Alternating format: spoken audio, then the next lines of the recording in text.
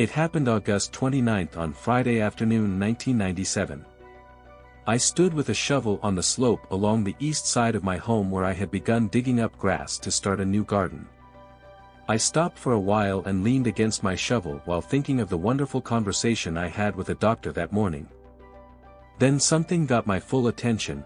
It happened to me before, and it was a buzzing or ringing sound right before all sound disappeared. I was quite aware of the complete silence, as if nothing else existed. Time too had changed, it became slowed down or stopped. I felt soothed and completely focused by the silence. I strongly felt that it was an invitation to come on a journey. Feeling more curious than alarmed about what would come next, I let myself fall forward. My world disappeared, or maybe I did, and I began falling through a blackness that quickly turned into super fast-moving streaks of brilliant, colored light. The ride was smooth despite the speed that I was falling at. I felt invigorated and was without fear.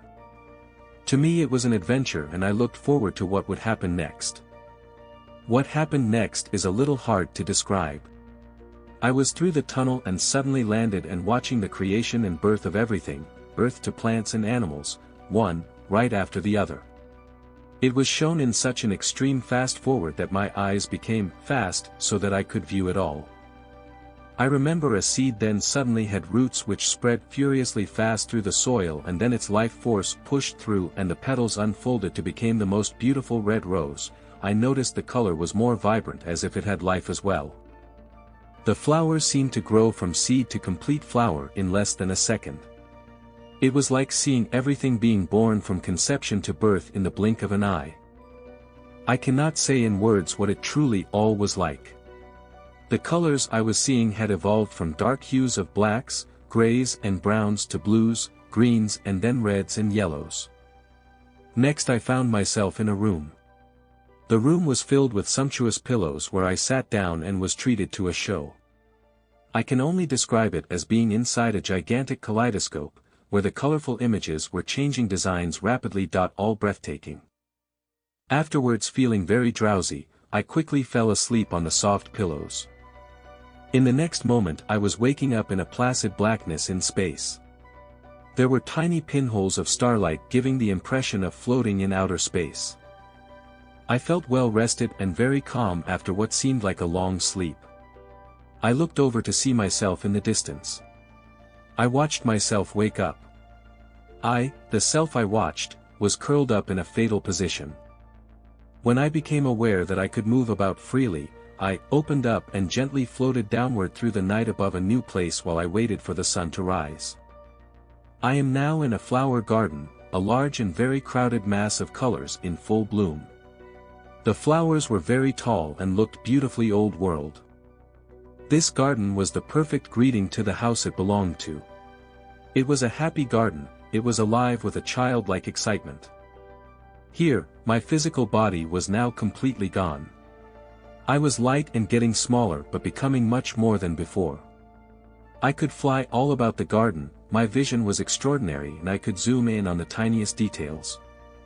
I felt very natural here and the garden's joy made me feel like I belonged. There was always the me with the body, although not seen, watching the other me, a small ball of light, while experiencing everything the other did. I took notice of the flowers, of how they were alive and they were immersed in a love that was pure. To this day I can cry thinking of it. The garden's colors were also alive with hues that made every other colors at home dull. The flowers moved as if a gentle wind always was present. It was sunny but the sun never hurt my eyes. The temperature was perfect and I felt a sense of well-being as I never have.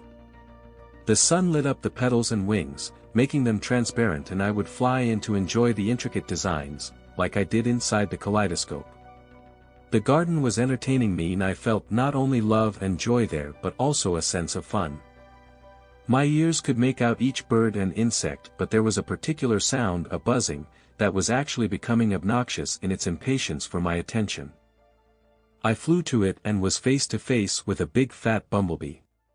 It went into a flower and then suddenly was blown out by a tremendous explosion of pollen. I could see each tiny grain floating in slow motion. The expression on the bumblebee's face was hilarious, like it had the best orgasm ever. It looked me straight in the eyes, smiled and flew off as I laughed out loud. The garden felt like the entire universe, and everything it held I could see in a single dewdrop on a flower's petal. I thanked God for letting me come here. I was having such a great time that I would have been content to stay and explore more, but then I felt him. I flew above and watched as the boy entered the garden path. The boy appeared to be around 14 years of age. He walked along a stone path which went through the center of the large flower garden and ended at the front door to the house.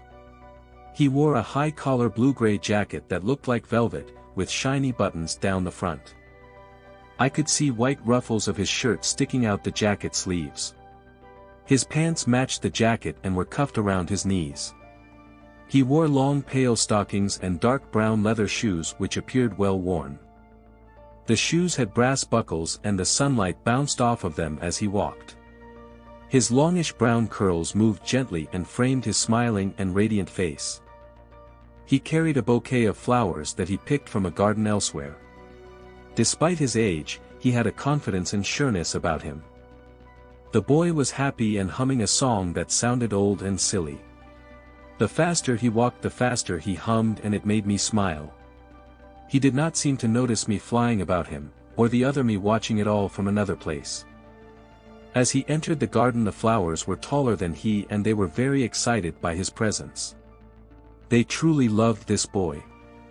I followed him closely and realized I could feel his joy. As we came closer to the front door, I noticed I became an invisible nothingness that could go through walls and even the boy. I felt incredibly light and every thought I had was good and beautiful. There wasn't the ticking of time passing, and it would slow down or go backwards so that I could take every detail in. The girl lived in a charming country home, that looked like it belonged in Europe, perhaps France. The house looked like light-colored stone bleached by the sun. The door was centered with a large window on both sides. The walls were very thick and windows set deep. The second-floor windows were much smaller and I noticed wooden shutters, aged a beautiful bronze. The front door was a thing of beauty, with its solid craftsmanship and its layers of pale paint. I noticed a delicate webbing and texture that I had to fly up close to study it. The door reminded me of seashells as well. Adorning the door was an oval brass door knocker where I saw the boy's reflection in it as he went to use it. Time could go backwards so I could watch the boy approach the garden and feel the wonderful feelings all over again. We again got to the door, knocked, and we waited excitedly for it to open. The boy went in through the door, but I followed through the wall. The inside of the house was filled with sunlight and colors much like the garden. I noticed several vases of fresh-cut flowers throughout the large room. The furniture was beautifully crafted and covered in materials of floral designs and cheery colors.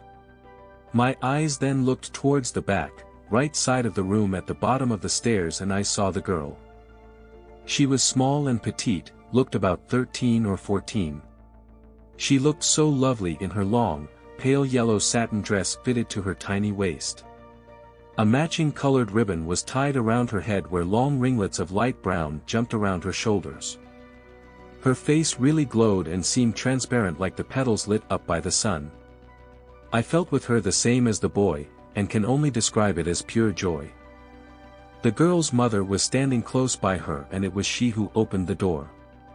I could not feel this woman's feelings, and although she seemed happy or pleased for her daughter, I noticed she was somewhat worried but hid it from the girl who could barely contain her excitement.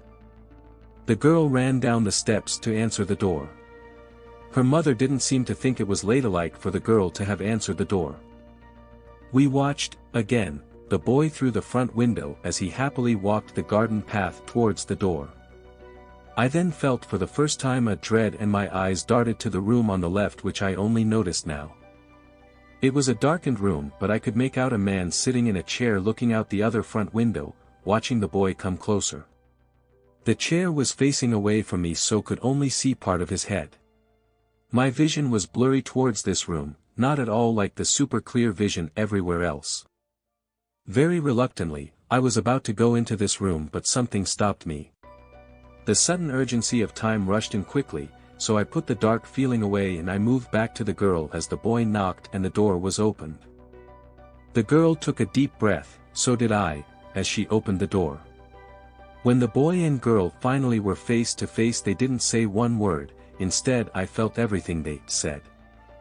I felt every emotion of both of them and went back in time again, this time with her so I could feel her emotions and watch through the window as he approached the garden. We both could barely contain our joy and ran down the stairs as he was about to knock. I watched them as they looked at each other with young smiles. Suddenly I was inside the boy, seeing her through his eyes and also looking at him through her eyes. I then saw both their reflections looking back at me. What I felt next was simultaneously going through both of them and feeling their love. Then it was time to be rushed back to where I was before, standing on a slope leaning against my shovel. When I looked around, I was amazed how my vision still seemed clearer and the grass a much more vibrant green.